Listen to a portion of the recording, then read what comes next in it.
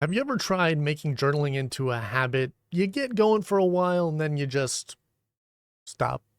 Well, there's a reason for that, and it might be okay that you stopped, but it also might not be. So I brought on a licensed therapist who specializes in journaling, and we went over the benefits of journaling, what makes it actually effective, and how you can apply journaling to your own life to make it worthwhile. Let's get into it. Oh, also, if you enjoy the interview, you can find the entire version on my Twitch channel, It's Dale Corey, where we do a whole live Q&A section, we do breathing exercises, and we do the impromptu journal session as well. Enjoy the video. What problems in therapy did you feel like journaling and self-help could fix that therapy really couldn't?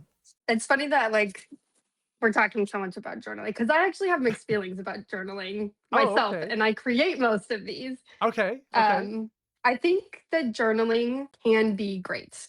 Hmm, That being said, I also am a firm believer that journaling is at its core a tool that is to be picked up and put down when it's no longer useful to you, okay. right? Because once it becomes a chore and once it becomes like, oh, I have to do this, journaling is not helpful at that Mhm. point.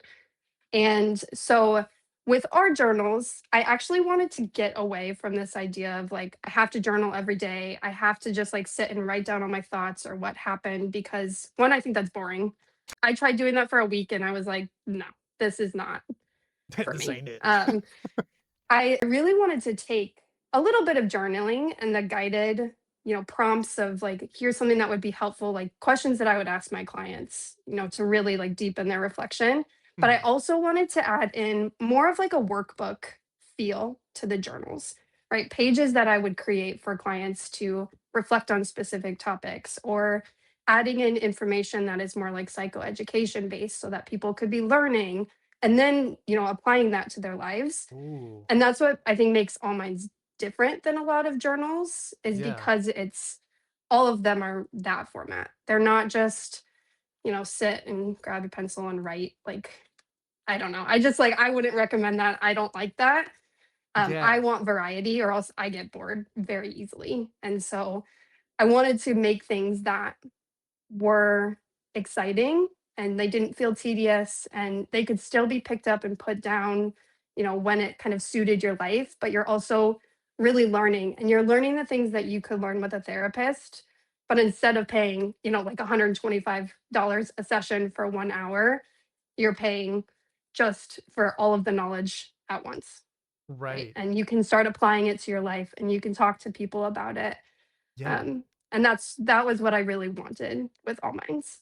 Something you were saying just a moment ago was, and I feel the same way, I think probably most people do, is when they go to journal, a lot of times it starts to feel like some sort of tedious task. It feels like they're coming home from work and then they have to do more work. And it's like emotional Yeah, work, and that's not fun, and it gets old it's very not quickly. fun. Yeah, like before we Yes. started talking, I was just saying I kind of have like this love-hate relationship with journaling where a lot of times I'll only do it when I need it, right? And then sometimes I'll Yeah. be really consistent and I'll be writing, for in 6 different journals about 6 different topics, and I'll do it every day for like, I don't know, a week, and then I'll just stop. Who knows why, you know? But it's Yeah. because, it's tedious. So I like the idea of having guided, prompted things where, and I've gone through your journals, by the way. And what I like in particular is you do something very similar to what we do on the stream, which is kind of have a holistic system where we pull like Mhm. spiritual knowledge, we pull psychology knowledge, we pull information from communication, research, and I see all of that in your books. I mean, if you look at one of the journey books, journey books, not journal, that Kylie has on the All Minds website, I tried to list everything that I saw, and there's a lot more than what I have here. I had to stop listing how much is in these journey books, okay? So she has inner care workout, she has coloring books, coloring pages, I should say, Mhm. a monthly calendar, activity goal plans, habit tracker, gratitude log, breathwork exercises, mindfulness exercises, and mindfulness log, 4 weekly planners and inner care plans, 4 dream logs, 4 activity notes, inspirational quotes, explanations of theories from psychology like family systems theory, personality tests, and that's where I stopped. That's like almost 20 things. And that That's was probably not in even one one book. journey book. Yeah. I was gonna say, that was in one book. And you have I don't know how many journey books you have at this point, plus other resources. I think I've made now 15 of them. My God. It's incredible, like, how much effort I can tell you've put into these. It's very holistic, and that's something I really appreciate. I can see how much effort you Yeah. guys put into these journey books. Yeah. Yeah, I Yeah. definitely tried to pull in, a lot of the knowledge that I have gained through trainings and through clinical experience with clients. Of Mhm. course, like that's not all of it. There's still tons out there that I don't know or I am not trained in, so I don't include it. Um, but everything that I have used that people have found really beneficial, I finally decided like why do only my clients get these? Like they should be available to everybody because I really do think if we can collectively work on mental health, as a whole, then mental health just gets better, Right. right? Right. But there is like this weird gatekeeping sort of feeling in mental health, which is ironic because of the shortages of professionals. So it's Right. it's all Yeah. very confusing to me. Right, like, that was a big reason we talked about this a little bit. That was a big reason why I started streaming is because I felt like you, it's just not accessible to everyone, and even though I'm not a licensed professional, I feel like just talking about it with friends, family, acquaintances, anyone, helps people at least get the conversation going, whereas Yeah. usually you just kind of keep it to yourself, you know? Do you think that these journey books or other self-help tools, any combination of them or just one of them, can that be like a replacement for therapy, or do you think it depends on the situation? It definitely depends on the person. Mhm, Um, like we certainly don't want to advertise that it is a replacement for therapy because like therapy still has a place. And mhm, I know that that's true and there are definitely people who do benefit from seeing a therapist, especially in more complex, mental health scenarios mhm, like severe depression and severe OCD, like some of these really serious ones. Go get help, right? I think that the journey books can be a great addition to therapy.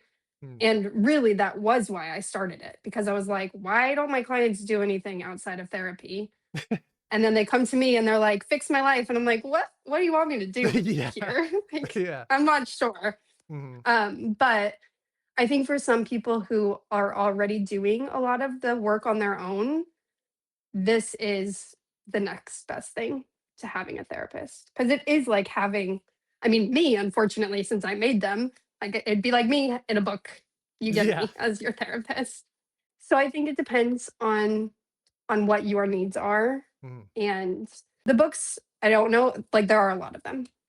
So like some of them will bring up things that are maybe a little bit more intense mhm, than you would have experienced. So like maybe then you would need to go talk to somebody else. But I also think that's where community can come in.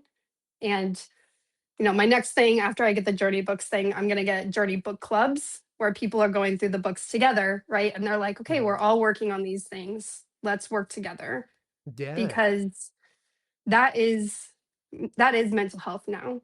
mhm, All of the research in how do people get better? How do we heal from trauma? How does anxiety go down? How does stress go down? It's people. mhm. And unfortunately, you don't get that with just being in a therapist in a room by yourself because the therapy room is just so unique. Like it's not real life, really. Right? Like Yeah, it's such an interesting relationship to have with somebody, but it's not necessarily representative of what your life outside of the room looks like. right, That was a really long answer to your question. no, I love long answers. I have so much to go off of from that.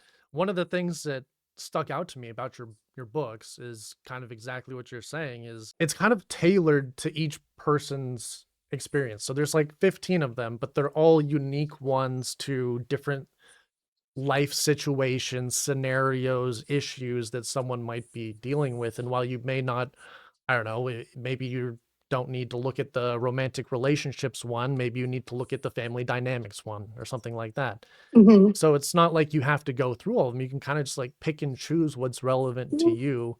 I feel like that makes it kind of for everybody. That was the goal at least, right? Because I You're I like, do yeah, think pretty much. like everybody has these common issues, right? And Mhm. like even to looking at romantic relationships in particular, right? Like a lot of people will say, well, I'm not in one, so this doesn't matter. But it does because how you interact with relationships in general is going to show up when you are in a romantic relationship. Yes, And so yes. being able to be a little bit more, I think, proactive and really thinking about like, well, how would I want to, I don't know, express like love or appreciation in a romantic relationship, right? How do I want other people to do that for me? What boundaries do I need in that relationship to maintain my sense of self? Like these are things that maybe we should be asking because then we can prevent some really dysfunctional relational patterns that Right. definitely come up, I think for everybody at some point. Yeah, you're so right. There's two quotes. One I agree with, one I really do not agree with. The one I agree with is the more you know yourself, the more you can learn to know others. I feel like that is very true. And I feel like therapy and self help, all of those things, these mental health tools that we have, where you learn to know more about yourself, it allows you to learn more deeply about other people. But the one I don't agree with is the you have to love yourself before you love other people. I don't agree with that one. But as I was reading through specifically your book on relationships, it was kind of about like dating yourself, right? Mhm. Where it's like the focus is not really on other people for most of the journey book. It's more so about you, the individual, like learning more about you, what you need. Past relationships, like what's been going Mhm. on, what you've learned from them. And I was like, "Oh my god, this is amazing. This is exactly what I would have wanted from a book like this." I mean, Thank all of you. them, I can tell it's like you put in a significant amount of effort, research, all of that stuff. Thank you. Yeah. I would agree. Like I don't necessarily buy the loving yourself as a concept. Like I Mhm, really like to focus more on compassion, right? Like there mhm. is a lot of really strong research on being compassionate towards yourself and understanding. But I would say for these journey books, like my guiding value in creating them was curiosity, Mm, right? Like if we could all just be a little bit more curious about why we do things, right? Like how we're showing up in these different situations, why we say these things, then we can actually change them, right? yes. Instead of like a stance of judgment, which I think is definitely where most people fall, right? And that's Mhm, coming from me, who like I consider myself very much a perfectionist. So mhm. I'm always like, well, it's wrong. And now I'm like the worst therapist ever, and everybody's going to hate me. And this will never help anybody. So I'll like catastrophize very quickly into all of these things. But, Yes. I think if we could be just a little bit more curious, and that was really what I was hoping to do with these books is like open that Mhm. door of like, what if I could just be curious about it instead of Yes. judgmental about it? I'm curious, have you tried your own journals? I have. You Yep. have. And I how have was your used all of experience? them. All of them. Wow. Yes. Wow. Yep. Okay, so I have a few questions now because I wasn't expecting you to have tried all of them. So I Mhm. guess first question is what was your experience having gone through, let's say, your first one? Humbling. Honestly, because I made them and I was, very intentional about what I wanted in there, I kind of thought that I knew all of the answers for myself. Mm, So to actually go through them and really think of like how would I answer these questions? I didn't know. yeah. And then like I would write stuff down and I'd be like, that's not what I wanted to see about myself there. Okay, So so guys, if if you feel like you're not doing well, just know that even the people who are telling you what to do are also struggling and not doing as well as they would like to be. I feel like that's very validating. Yeah. Yeah, it's honestly one of the worst things about being a therapist is because in the moment, I know Mhm. that I am like can I cuss on here too? Yeah, yeah, yeah. Go ahead. Okay. And I know I'm fucking it up in a conversation. Yeah. And then in my head I'm like, "Don't do it, Kylie. Don't you're a therapist. You should know better." But still doesn't stop me. And then I Yep. have to figure it out later. So, Yep. There's so many it's rough. times where I'll say this because 'cause I've been in therapy for so long. Like, I know what the therapist is doing, you know what I mean? So, like, Yeah. I'll know the questions she's gonna ask a lot of times. Um, and so I'll say to her, I'll be like, "Logically, I know what you're saying. I know what I'm supposed to do, but emotionally, this is what It's I'm just not gonna feeling." happen. Yeah, right, right. Like, I know the right Yeah. thing to do. It's just it's not gonna happen, like you said. Yep. Yep. Yep. We gotta run it into the ground first and then be like, "Ah, shit. It's Yep. time for me to figure it out again." Yes, yes. Okay, so I kinda wanna do a little bit of a gear shift here and talk more about maybe some of the mistakes that people make when they're doing journaling, guided journaling, or using some other mental health tool, okay? So, a lot of times when people tell me they're trying to do mental health, self-help, like if they sit down to do meditation, they're trying to do breathing exercises, maybe it's Mhm. journaling, something else like that. Um, they'll say, "I try it," and I have this experience as well. I try it, and a lot of times it doesn't work for me, whatever the self-help tool is. Or they'll say, "I tried it and it worked, but, like, now I'm not consistent with it." So, my question is, what works with these mental health tools like journaling and what doesn't?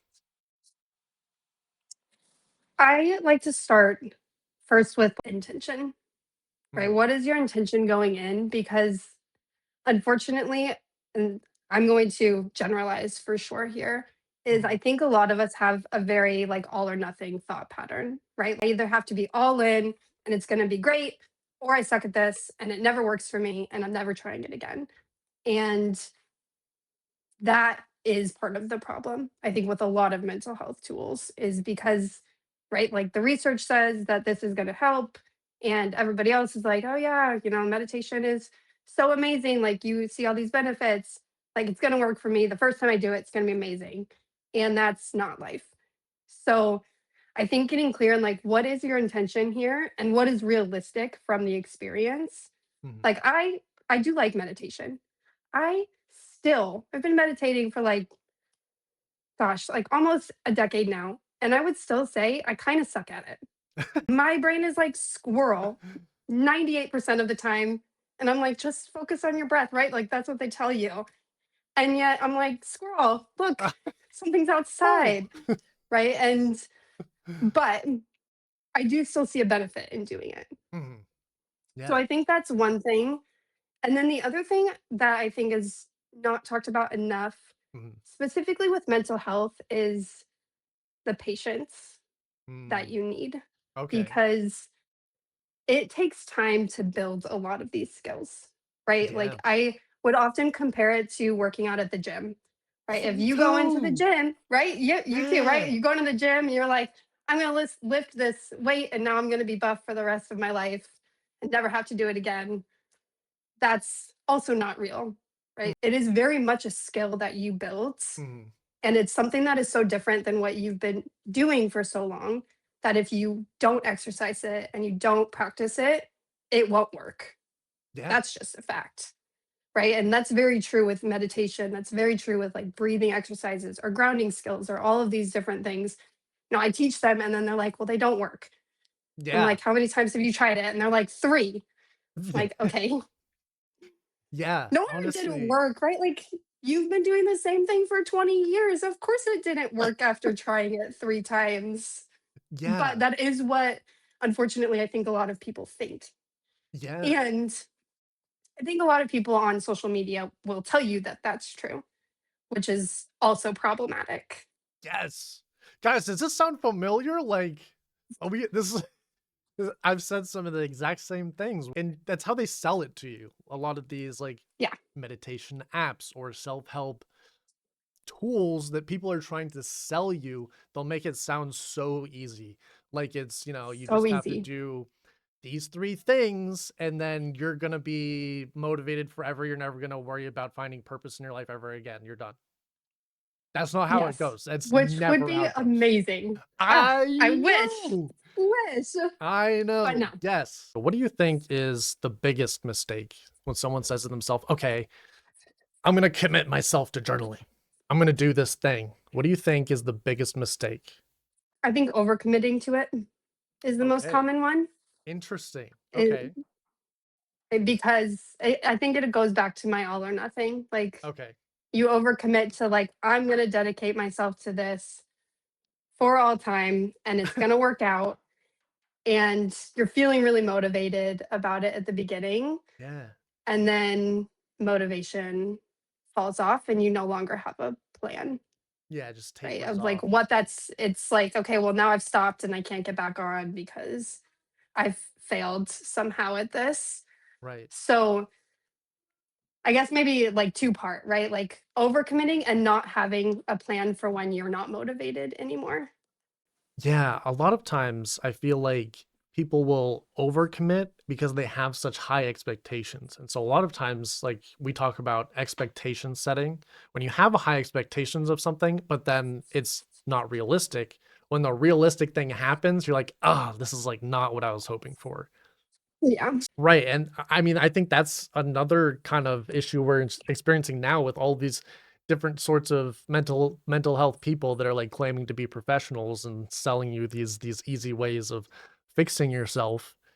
What separates you guys from maybe other people who are selling maybe like a similar sort of freehand journal, but they're claiming it's for mental health? You know what I mean?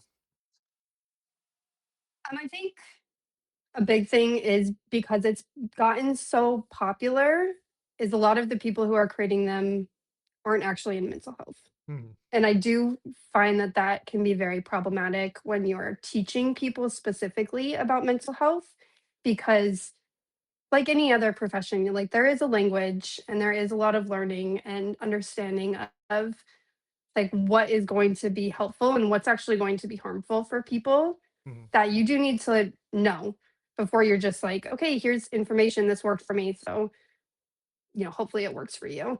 Yeah. Um, so I think, like, having our professional background and knowing between the 2 of us, me and my business partner, like, we have I don't even know how many trainings we have done at this point, right? Like, we have the training, we have the education, we Right. have the actual clinical experience of what it was like working with people in the therapy room during these really difficult times, and I think that's what's different, right? Like, so many other companies are owned by tech people, right? By business people, Yeah.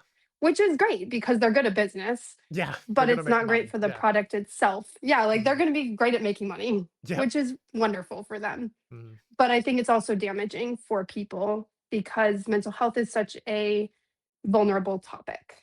Right. Like, the amount of damage that can be done, with products that people don't really understand, with information people don't really understand is very scary, like, coming from the profession itself. Yeah. And Yeah. that was from seeing people who would tell me all the time about their TikTok therapist. And then I would be like Right. pulling out my hair. I'm like, Yes. but your real therapist is sitting right here. You're like, "I am the one And I didn't that say that. knows."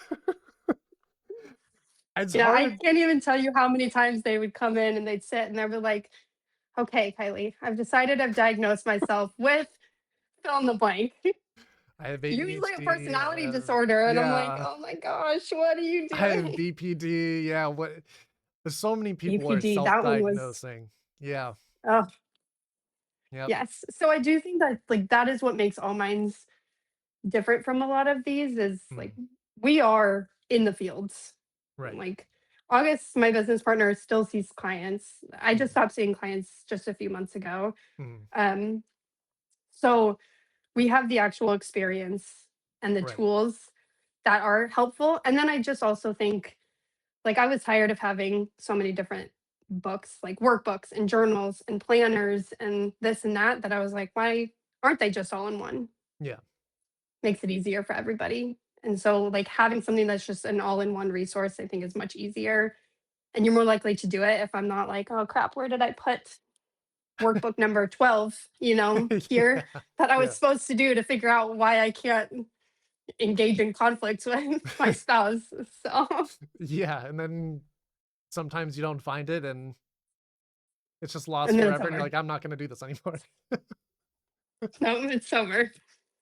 And then, like, I think the other side of it too Mhm, is we really did want to give people really good information, but that made mhm. sense, right? And Right. it was easy to understand and it wasn't like super jargony with all of these words so that you are getting that learning component, which I do think is so important to actual growth later on. Yeah, yeah. So we're talking kind of about, like, expectation setting, what the people that are successfully selling mental health content that really they don't have the license or the qualifications for. So what should people realistically be expecting when they sit down to do a journey book or even to just freehand journal if they wanted to do a freehand journal session? What should they be expecting on their first session versus, I don't know, maybe they've been doing it for like a month? Realistically, Mm, here on your first session, I honestly don't expect much of anything, okay. right? Like, I really do think it's like the first session of therapy. And if I know you've been to therapy, like I've gone to therapy, the first session is awkward. And Yes, you're it just is. like, oh, it's like, it's so uncomfortable. And you're like, what am I doing here? Who is this strange person? Like, what is Yep. happening in life right now? And you don't get a lot out of that, right? Like, you Mhm, kind of get like a vibe and you're like, I don't know if I like this person. Maybe I do. I don't know. That's sort of all I'm figuring out. And I do think, like, with journaling and with the journey books themselves, the first session should just be about figuring out how you feel about it, mhm. Okay. right? Is this going to be the tool for me? Okay. And also remembering that the first session is not the one that actually matters, right? Like, yes, you started, which is great, Mhm, right? But if I'm going to really be intentional about, like, what do I actually want my life to look like at the maybe at the end of this book, that's more important than how is this first session? Like, I didn't notice anything different. So, and this is an impossible task, but I'll put it out there anyway, right? Like, the goal is really to expect nothing in it. oh, And ooh. I do it every time I open a journey book and it never works, but I'm still trying, right? Because if you don't have expectations, I do find like that's when you start to really figure things out because I'm Yeah. no longer like limiting what I'm saying or trying to find something in what I'm doing. I'm just experiencing it and You know, that's it. that's something I always struggle with is It's lowering my so hard. expectations. Yeah. It's so hard. Something an ongoing conversation I have with my therapist is, "What about just today?" is the question she'll ask me, which what she means by that is, what if you just thought instead of thinking, "Okay, I have to do this every day for the rest of my life," the all or nothing thinking that like you're mentioning, Mm. um, what if we just like tried it today and see how you felt afterwards? You don't have any expectations of it. You just kind of like, you want to do it, so do it. You don't expect to go tomorrow. No expectations. And it's so Yeah, hard to do. It's like so easy to I understand. know. Yeah, It's in so hard to theory, it's like a do. simple process. Yeah. In practice, it's very difficult. But Yes. I do think like that's so important because if you're not tying yourself down to like, oh God, I have to do this every day, Yeah. then you are more likely to just do it because you can do it and you could be like, okay, like that felt pretty good. Like, Yeah. and I don't, now I'm done and maybe I'll do it tomorrow. Yeah, and it kind of That's it. removes the pressure. Like it kind of like Yeah. takes it off of you, where it's like, okay, like I just did it and I'm not expecting to do it tomorrow. I don't have to do it tomorrow. I'm not just, you know, I did Yeah. a thing and now it's done until tomorrow Now when it's maybe I done. do it tomorrow again. Yeah. And I think it's also important, specifically with mental health and personal growth, that we recognize like sometimes the goal isn't to feel better, Yeah. right? Like I know you've experienced that in therapy. Like sometimes you leave a session and you feel worse, Yep. right? And you're like, fuck, why do I pay for that? Like Yeah. I don't feel better at all. Like, Hmm. and I mean, in trauma work, that can take years, where people come to me and they're like, I have not felt better, you know, but change is still happening. Hmm. And so if the goal is not like this is going to make me better, right? But maybe it's like this is going to make me more aware. This is going to make me, like more compassionate, like whatever it is, not necessarily feel good. Hmm. Then also I think more growth will happen. Yes. So, with all that being said, what psychologically should people be expecting in terms of like the benefits of journaling? I mean, there are obviously like research wise, there's a ton of great benefits to journaling. Like, and you've already talked about some of them, right? Like, it has been shown to help reduce anxiety, depression, stress for most people. I think that is the type of journaling specific because people who do tend to write only about their day don't often experience that because it is like a rumination thing. But for the most part, like those are things that you are reducing.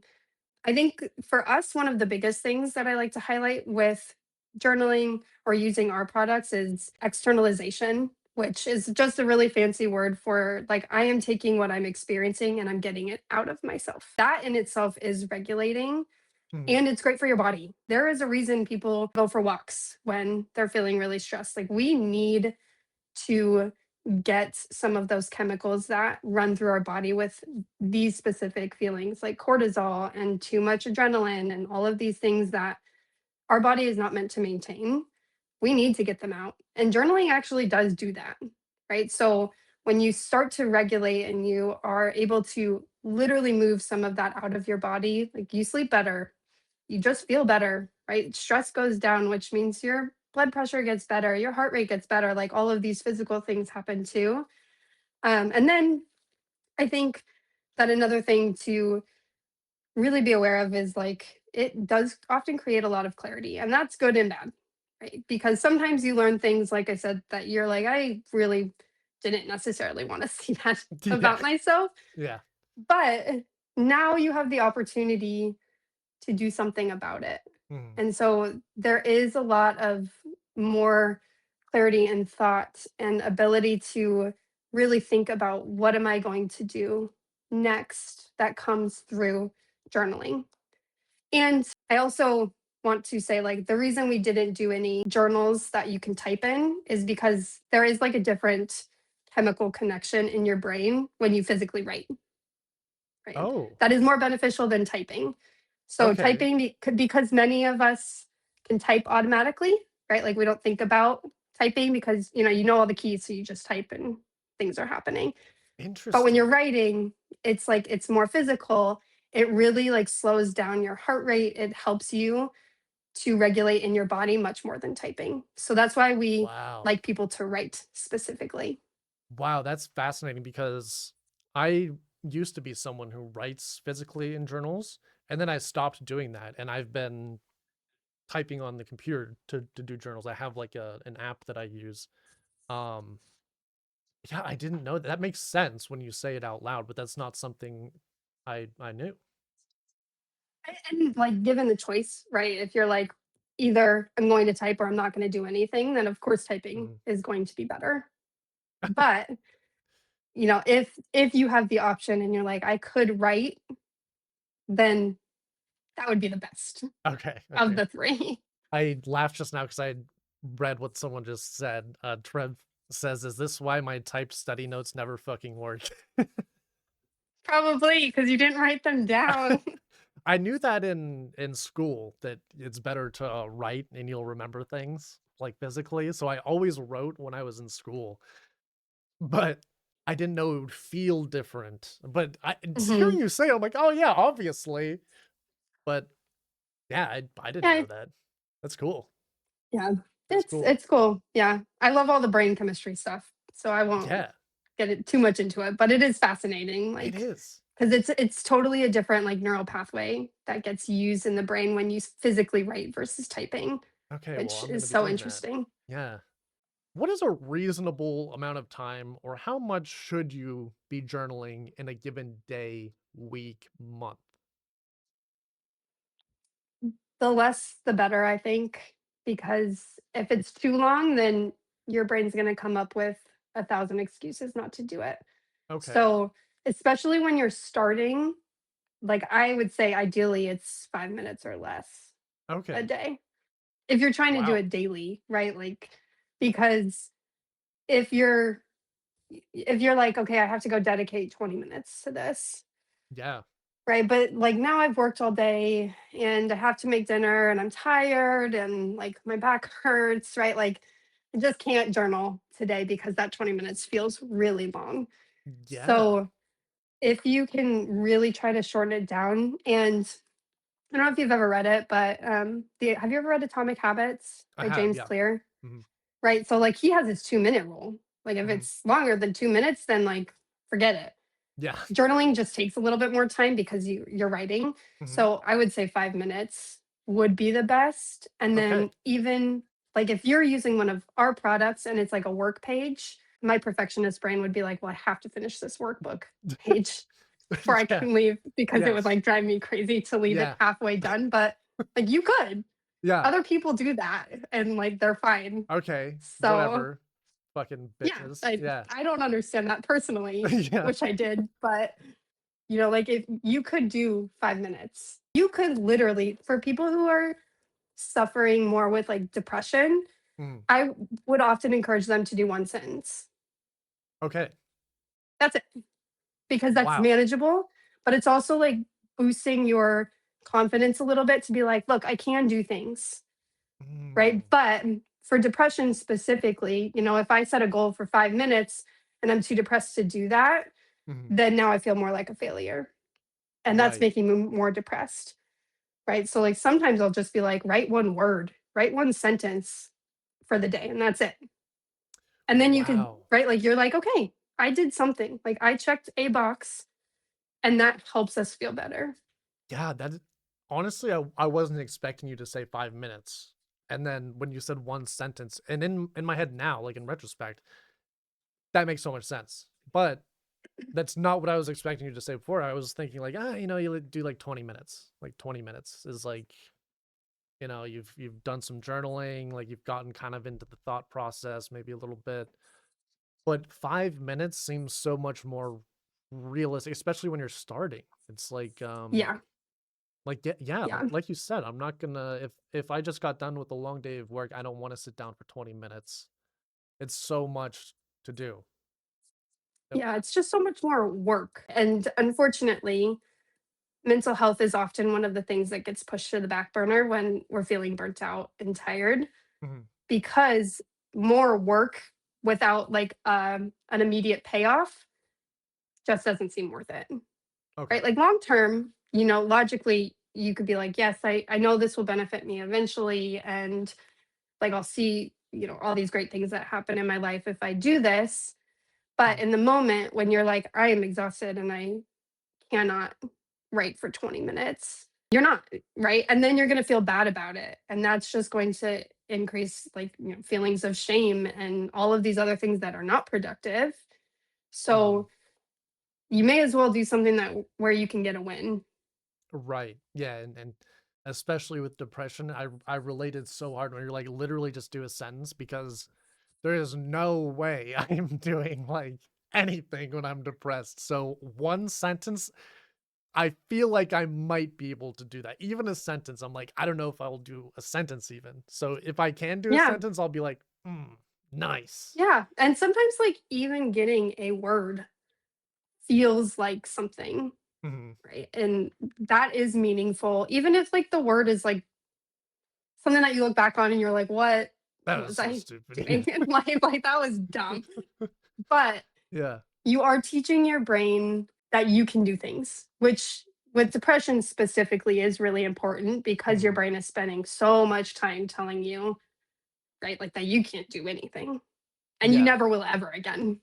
Oh, yeah, yeah. I'm really good at convincing myself that it'll be like this forever in every Oh, yeah. depressive episode I have.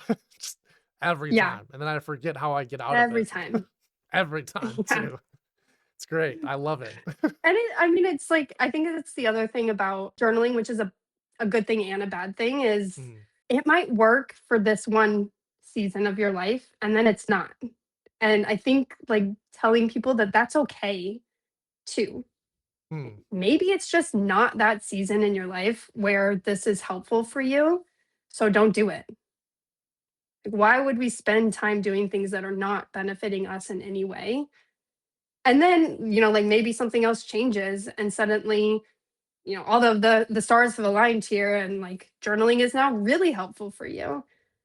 And that's why I do always want to keep saying like journaling is a tool. It's not like the be all end all of how are you going to make your mental health better. can I just say this is how I know, this is how we know you know what you're talking about, and you're not just, like, trying to bullshit us because I feel like most people, when they're trying to when they have a product, when they're trying to sell something, they'll be like, first of all, it's really easy. You just gotta do my thing, buy my thing, do it, make it a habit, and then if you make it a habit, your problems are That's it. solved. GG, like Yeah. go next. You're good for life. But you're not doing that, which is realistic. What you're saying is, I have this thing. You do it when you need it, when it's a good time for you to do it. You set realistic expectations, and then after, you're not going to solve all your problems on the first one. After a certain time of being consistent with it on and off, you don't have to do it every day. Maybe you'll start noticing a difference. And it won't be big, but you'll start noticing a difference. Like, and that's realistic. That's how people who know what they're talking about, that's how it works because they've gone through that experience and they know how it feels. Yep. But a salesman, a Unfortunately. businessman, yeah, who isn't licensed is going to tell you, "Oh, just buy my online course. Buy my online course. Watch my videos. All you have to do is watch them. You don't have to do anything, just watch my videos, and I guarantee you by the end of it you'll be an enlightened person. You'll be like the Buddha." Which would be great. I Yeah, would love yeah. that for Oh, me. me too. Me too. But I mean, I've bought many journals and many courses, and I still don't think I'm the Buddha. So guess Yeah. it hasn't worked yet. Right. Yeah. But I do like that's what I want with All Minds is Mhm, like, yes, like now it's my business. And so it mhm. is a business. Right. Obviously, I would love for it to make money Mhm. because I would like to not be broke putting money in a Yeah. business. Yeah. But at the end of the day, we didn't start it because we wanted to be billionaires. Like we Right. started it because we want people to experience something meaningful. Right. Mhm, And realistically, meaningful takes forever. mhm, Like like it's not necessarily me. mhm. It's not necessarily my product that's going to be that thing. Like I hope it is. I hope that you find meaning in it, but I don't know. Like Yeah. at the end of the day. Yeah. It's something we've talked about, like, around the New Year's was setting goals, goal setting, and I feel like goal setting is really difficult because goals Mhm. have an endpoint. They have a destination, but that's not really how life works. There's not like a destination where you just like finish until you're dead, you know? I know. You're on the journey like the Yeah. whole way, so you're going in a direction. You're Yeah. not really going to a goal. Um Yeah. And I and love directional goals, actually. yeah, yeah, because that's I think they're that's way more meaningful to your right. life because Yeah. Like, mental health doesn't end Right. Exactly. until And you're that's dead, until in you're which case it dead. doesn't matter anymore. Yeah. So, guess you've achieved it or not, I don't know. Yeah. Like, that is, I think, such a unique challenge to this field too, right? Mhm. Like, it's not like physical health where I could say, I'm going to be able to bench press 3,000 pounds like, by the end of this. Mhm. Like, I could achieve that. Well, I mean, I couldn't actually achieve that goal, but like maybe I want to bench press 150. I could work and I could eventually do that. And I would be like, look, I achieved this goal and I can see it. Mental health is more complicated, right? Mhm. Because people are more complicated. I could Mhm. say I want to do better in these, communication patterns that I have with people. And sometimes I will, sometimes I won't, but I'm still always just trying Right. until the Even end. yeah, even with the example of working out, like, you wanna bench press 150. What are you gonna do once you bench 150? Are you just done? You just stop working out? You know what I mean? I hope so. If I've been working out to bench press 150, I think I've finished. You're like, "Rest of my life, I'm sitting on my That might be ass." my whole life goal. Like, just always trying Respect. to bench 150. Respect. Okay. Fair enough. Fair enough.